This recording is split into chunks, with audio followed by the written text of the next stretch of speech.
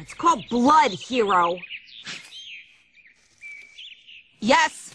So if you want to keep it inside your body where it belongs, you should stop jumping off trucks doing 80 on the interstate!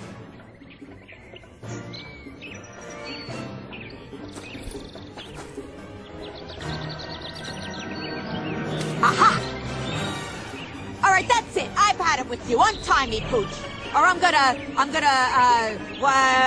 seriously wound you. I'm gonna seriously wound you with this styrofoam.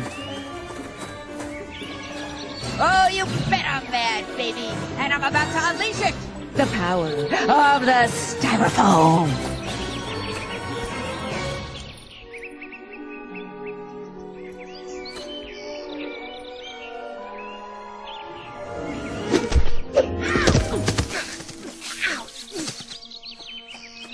No more problems. I'll take you to Penny.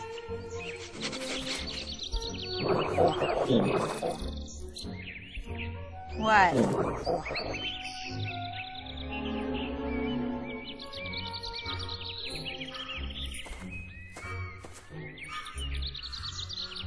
I don't believe this. You're hungry. Okay. All right. There's your antidote. Food.